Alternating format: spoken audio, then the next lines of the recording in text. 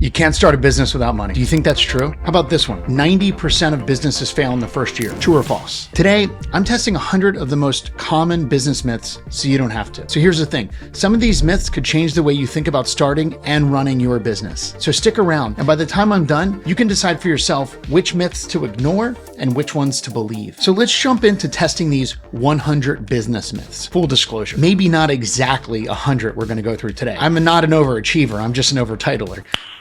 Nice. Let's start with myth number 1. You need a lot of money to start a business. Today, there are countless business models that you can dive into with little or no upfront cash. You can market yourself for free and start earning money without really breaking the bank. For instance, let's look at Skool, right? It's an online platform created by Sam Ovens and promoted by Alex Hormozi, maybe heard of. And it's a community online school platform that costs only $99 a month, but they offer a 14-day free trial. And here's the thing, is in that trial, you can actually create valuable content, share it on social media, and even set up a YouTube channel to kind of funnel your traffic into the group. And if you put the right content in there, you could start earning revenue before that free trial even ends. Another low-cost example is video editing. Now, if you've got a computer, you're all set. For Mac users, Final Cut Pro offers a 90-day free trial. And if you're on Windows, there's DaVinci Resolve, which is entirely for free. You could jump on YouTube, learn some of the basics of editing for free, set up a profile in like YouTube Jobs or some, freelance platform like that, and start reaching out to YouTubers, for example. And with some persistence, you could land a client in as little as a few days. Those are just a few ways to launch a business on a really tight budget. It proves that you don't need a lot of money to start a business. So that myth is definitely debunked. How about this one? 90% of startups fail in the first year. We've all heard this one, right? Especially if you've ever thought about starting a business. There's always someone ready to remind you, be careful, 90% of startups kind of fail in the first year. First off, you might need some more supportive friends, but let's look at the actual data, right? According to recent data from sources like the US Bureau of Labor Statistics and business demographics across the EU and Switzerland, it's not true. In the US and Switzerland, about 50% of new businesses survive at least the first 5 years. I mean, you have to caveat it as well with industries and the business type, right? Because that matters significantly.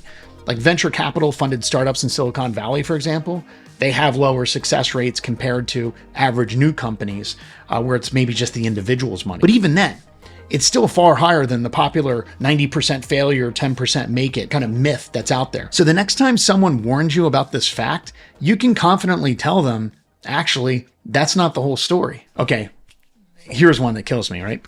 The customer is always right. Now, we've all heard this one. As we dive in, ask yourself, do you believe this is true or is it just a myth? Now, if you're leaning towards the it's true part, let's take a look at some real life case examples where the customer definitely was not right. Like first, think about e-commerce, for example, right? In online retail, some customers will misuse the system to pressure sellers. So, whether it be Amazon or eBay or something like that, there's a lot of cases where buyers will threaten negative reviews unless they're given discounts or something for free, despite receiving the product in good condition and exactly as described. Here, the customer obviously wasn't right. They were leveraging a system meant to, help others and provide a service just so they can get something for free, like exploiting or blackmailing this way. Another example hit social media really hard where a customer at Starbucks kept claiming that her drink was made incorrectly.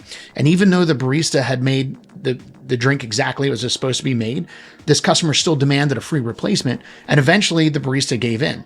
But later she posted online bragging how she had scammed Starbucks for a free drink. Now, that customer definitely wasn't right either. They just took advantage of a system and a policy meant to ensure that there's good, genuinely good customer satisfaction. And these stories show that while it's crucial to value customers, no doubt, it doesn't mean that they're always right. Sometimes the policy is exploited and sticking to it blindly can hurt both the business and the team. So the next time you hear that the customer is always right, just remember policies should be prioritized for both respect but also fairness. And fairness goes both ways. So how about this one? Entrepreneurs are born, not made. What do you think of that? Do you think there's truth or myth? Well, personally, I can't stand this one because it puts unnecessary limits on people, suggesting that if you're not like a natural born entrepreneur, you'll never succeed. But that's just not the case. I mean, sure, not everyone is cut out for entrepreneurship. That doesn't mean that they're not born to be an entrepreneur, or you have to be born to be an entrepreneur. Take Reed Hastings, for example, right? He's the co-founder of Netflix. He didn't start off as a typical entrepreneur. He wasn't a born entrepreneur. In fact, he wasn't even close. He became a high school math teacher in Swaziland through the Peace Corps. And that's a very traditional route, right? Go to school, become a math teacher, donate your time. But it wasn't until later in life and the experiences that he got that he co-founded Netflix, which completely redefined how we consume media. Hastings' journey proves that entrepreneurial skills can be developed over time. With the right mindset, the right experiences, and just the right idea, you can become an entrepreneur. There's no born with it factor required. So if you're still on the fence about, this fact or myth, know this, that entrepreneurship is as much about learning and evolving as it is about starting out with the right traits. How about failure is the opposite of success? Now, honestly, this might be one of the worst myths out there. And spoiler alert, it's totally incorrect. As someone who's built successful companies and worked with high caliber players, I firmly believe in a concept called failing forward, where failing forward means that every failure can either drag you down or become a powerful learning tool that helps you propel forward, right? Failure isn't the end. It's a step along the way that people will go through. Think of it more like winning or learning, right? John C. Maxwell wrote a great book. It's literally called Failing Forward. It's definitely worth a read. But take Thomas Edison, for example. You probably know him as the guy who invented the light bulb. But what you might not know is he failed 1,000 times before achieving success, before he was able to do that. And then when he was asked about it, he famously said, I haven't failed. I've just found 1,000 ways that it won't work.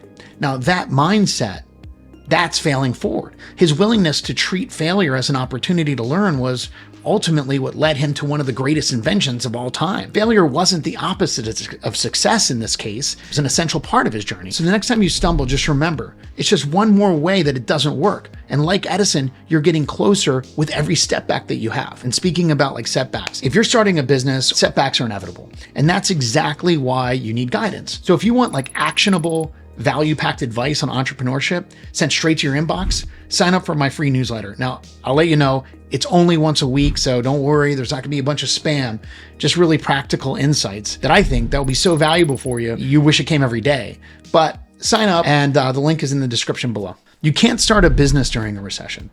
Now, do you think this is true or a myth? It's easy to understand why many people think that it's true. After all, right? Like recessions bring economic uncertainty, they bring lower consumer spending. There's a lot of market challenges with that. But here's the thing. History shows us that some of the most successful companies launched during economic downturns. I'm sure you've heard of Uber, right? Uber launched right after the 2008 financial crisis. That was one of the worst financial crises since the Great Depression. At the time when consumer spending was down and people needed more affordable transportation, Uber delivered exactly that, which was a cost-effective, convenient alternative to pretty expensive taxis at the time, right? And the timing was perfect because it was almost like multiple currencies, because as people lost their jobs or traditional jobs, the gig economy was exploding and Uber became a solution for those needing that flexible income. Now, Uber's not alone, right? Companies like Airbnb and Slack, they all got their start during economic downturn as well. So here's the takeaway from this little experiment. There's a lot of beliefs around starting a business and limiting myths that are just that, myths.